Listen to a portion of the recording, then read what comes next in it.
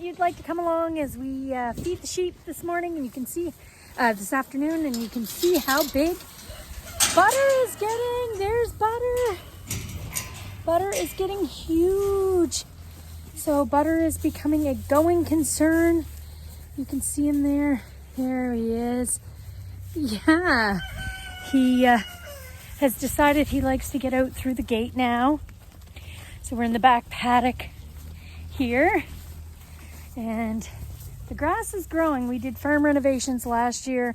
You can see it's starting to come in, but still not there yet. So for right now, we're still feeding some hay, some pasture grasses, some alfalfa, and then some. Dolly was in a little bit of a poor condition there for a little bit, I found, so we're doing her some barley, oats, and corn. And of course, because we can't feed one without the other, but Willow obviously does not need any. We thought she was pregnant for a long while there, but she didn't take. She's 10 this year. So Willow is a Cotswold sheep, and you can see her wool is just stunning. Dolly, get out of Willow's food. And she's just a beautiful little sheep, aren't you? And then Dolly, of course, is our Texel, and she's slowly getting back into good condition. She just was having a bit of a problem. She had an abscess, and it was bothering her. Anyway, we got it all fixed up. The vet lanced it, and we got her all fixed up, and now she's just starting to put on some really good weight now. And you can see she's hungry all the time. Anyway, and then of course we have Butter. Butter. Hi, Butter. Hi, darling. There.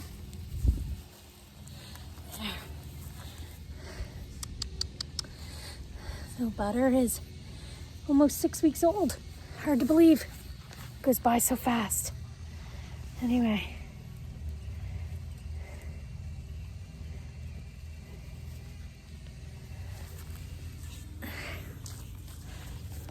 Yes. You're so sweet. Yes, you are.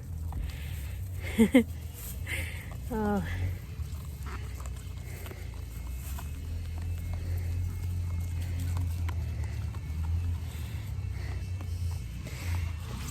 There. So yeah, so that's a little bit about feeding time with the sheep. Now I'm going to go down and I'm going to work in the garden for a little bit. I'm going to talk about some things that have transpired in the garden. Been able to get some really good free stuff to put in. I'm excited about that. Having a little bit of a food forest. Charlie is on the horse. She doesn't want me to videotape. So she's been working really hard at getting Piper to mind her manners. And that's been going well. So, oh, an empty water bucket there. There. So I'm going to take you over the creek here. And we're going to go over here, and we're going to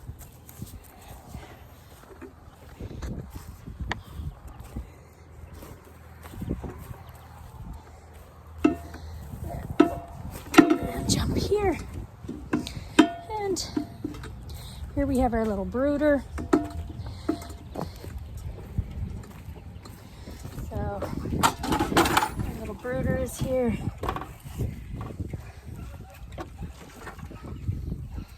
And here. I don't know if you can see in there.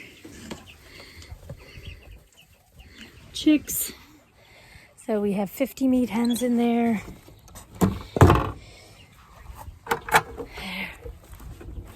And then here are our layers.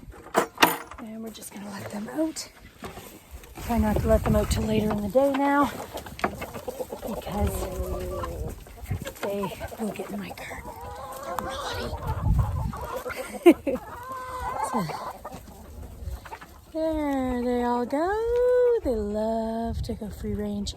They're gonna get lots and lots of bugs and worms and dust bath, and love that.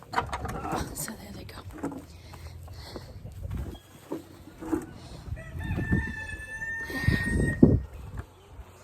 Miniatures are in their paddock. They've been out today, turned out, just got put back in, and now we get to the garden. So, but first I want to show you the free things that I was able to snag. We love free things, don't we? We were able to, I helped do some fencing for our beef cows at our other farm, and my uncle's other farm. And my uncle had all these lovely plants and trees and everything that we had to move. So I was able to snag cuttings of quince and lilac and currant and honeysuckle and peony and a little bit of a rose bush there. And so I'm really excited about just having lots of cuttings of some more great fruit trees. Currants. That's the other thing. My grandmother always had a currant tree, and we were able to snag some of the seedlings that sort of had dropped around there. So happy about that, and that's fun. So now on to our garden. Yeah, as you can see, everybody's free ranging.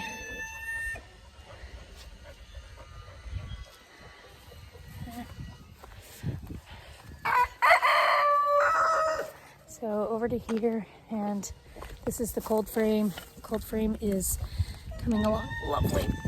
And the chickens got into it the other day. I let my son open it. The chickens got into it and demolished the spinach. So I took half of that out, but I'm reseeding a lot of it. The carrots are coming beautifully. Still lots of kale in there. So we've been harvesting out of that way earlier than ever before. So that's great. And then into the garden we go. So my lovely antique garden gate that I still haven't got hinges for, but that's okay. You need a certain type. Those antique garden gates don't really come for standard hinge sizes, but as you can see, the gate does a really good job. I managed to put some chicken wire down along the bottom, keep the chickens out. This wire goes right over to here. However, the leghorns still fly up and over because they are leghorns and they are flighty and just absolutely insane. So anyway, I'm just waiting for them, no offense, to die off, because I won't have them in my flock again. As good of egg layers as they are, they lay a beautiful white egg. I can't do it with the them jumping up and over into everything all the time. So yeah, we'll just do that. So yeah, I got some weeding to do, but we've got some mint here. I'm gonna try to do this the best I can. Yeah, so mint is like growing like mad. I get lots of mint, so I've been dehydrating like crazy. Lots of chives. Chives are growing beautifully as well. You can see we're gonna have some chive blossoms. Last year I made chive blossom vinegar. Yeah, it's okay. Chive blossom vinegar, and yeah, so that's good. Over here I had some tatsoi. You can see that's all coming up. I have got to transplant some of that. You can see it's all coming there, and I see a chicken had gotten here and took some. Anyway, I have some leeks coming up. These are garlic. So my hardneck garlic is beautiful. Look at this. Yeah, look at that hardneck garlic. Gorgeous. And then I have some shallots down here coming up. Needs to be weeded. Oh goodness, and the ground is hard. It is hasn't rained here in a little bit. So anyway, I am trialing a new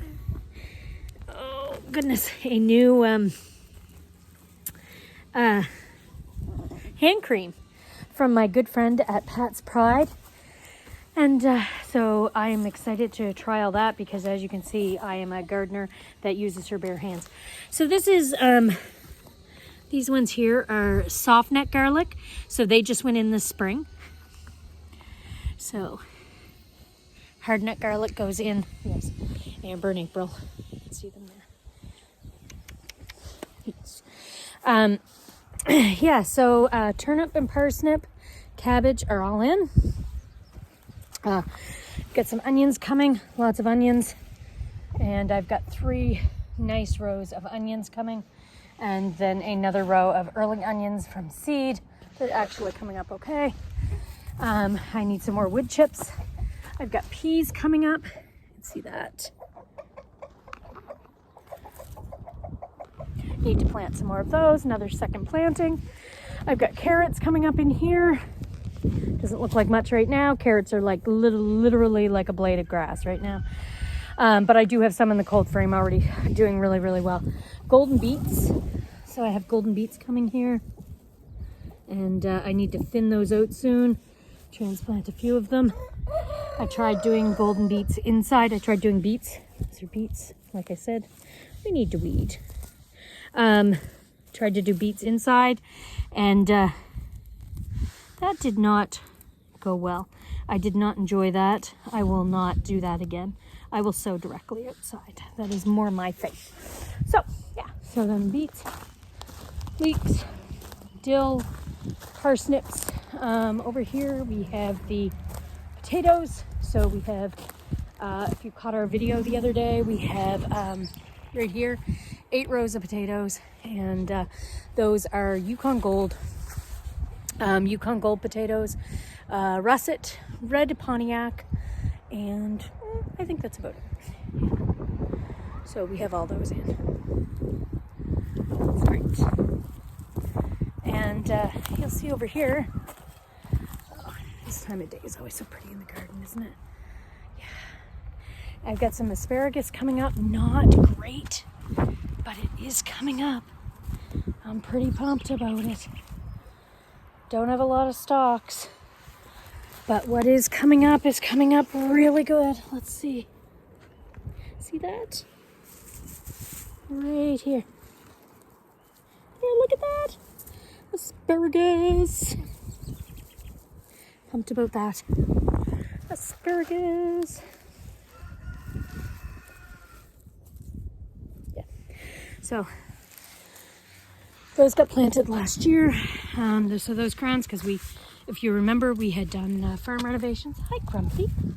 So Grumpy Bunny's right there. Yeah. He's pacing. He knows it's supper time, so I need to pitter-patter get at her. I'm going to put some nice fencing up here, sort of as a background. Right now it's just sort of functional in order to, we cut all those trees down, so I just use the trees as a border for right now. And then we've got wood chips on the ground. Nice tree. So over here we have more trees that were supposed to come down. Now this is the rhubarb. You can see the rhubarb. Now, I thought there was a little bit of slug damage on the rhubarb right here. So as you can see, I've brought out some eggshells and I've sprinkled them all around in the garden around my rhubarb. So that's a little dinky one. And then we've got this one down here, which seemed to have much more slug damage than any other one. Yeah, I wasn't pleased with that, but you can see the big stalks of rhubarb starting. I don't know if you can see that. Here, yeah. Well, anyway, happy about that. Anyway, so hopefully that will, now this is a new area this year. All over to here, because we cut some of those trees down. We weren't able to cut them all down, so got that. I'm going to put some food trees over there. So that's my plan. Some of those trees that I just got, that I just mentioned to you, that's the plan, is that I'm going to put some of those. So cabbage is also in the garden. I'm going to sow some more peas this evening. I've got to do some chicken drama. I've got to do some, as well, some more weeding. And just tidy up a little bit. think I'll probably put in a row of kale and a row of spinach. Even though I've got them in the cold frame, I would like to do that. So yeah, I have my little basket here full of my seeds, and just gonna be going through those and seeing what I'd like to put in. So I know I've got Casper, kale, and some other things. So anyway, have you started your garden yet? I hope you have. So what I want to really encourage you to do is don't think it's too late or that you're not on top of it. I really want you to get started and start to grow. It is not too late. Even though I've got lots of stuff coming up, it is certainly not too late. Like peppers and tomatoes and cucumbers and all that, they don't go in until around here until second week of June or so. So around here we've got lots of time, and we're on the very southwest tip of Nova Scotia, but you've got lots of time and you can sow. I mean, you can do another crop in June. If you were early enough and you did get some in April, our plan this year was to really produce food for 8 months of the year. So I'm really hoping that we can hit that. That's our goal. And I heard a really good quote today. It's like, lots of times we set goals, we hit them, but then we're our own worst enemy. We're not happy with those goals, and we say, oh, we need to do more. And you know what? We just really need to be happy with what we're doing. And if as long as we're trying our best and we're getting this done. So we really just need to set a goal of, I'm going to get a garden in, or I'm going to start growing some of my own food, and just get that started. And you know what? When you hit that goal, proud of yourself, be happy. That is like such an amazing thing you're doing for your family, yourself, your community, your planet. It's like, we really, you don't have to keep, piling all these goals on top of, and on top of one another. If you can get that one goal done and conquered of, I'm going to grow some food for my family, then yes. Okay, celebrate that and be pretty pleased with yourself. And just know that I'm rooting for you, and that I really want you to be able to be proud of yourself for whatever you decide to do in the garden this year. It has been a hard couple of years actually. So I just really want you to celebrate, doing what you can for your family and for your community, and, especially for where we are right now. So, and that's my cue. I hear the horses knocking over their water bucket to get some attention. So I'm going to go now, but I just want to show you a few little things about what's going on in the garden and what's going on here at Yellow Brick Road Farm, and just encourage you to just get started. I mean, and I want to say, I've failed so many times already this year. I've mentioned about the beets, and I've already behind on my weeding, and I used a new seeder this year, and that just hasn't worked really well for me. I just, the chickens got in the other day, and one of them took out a row of parsnip, and I had to reseed. Stuff always happens. Just keep going, okay? And just be encouraged that we're all just trying our best here. Okay, so anyway, sorry, I'm not good at this holding the camera. I really need to get something better, like a tripod or an assistant or something. Anyway, I want you to take care and celebrate those goals, celebrate those milestones when you hit them, and thank you for stopping in to my garden and to visit the sheep. Take care.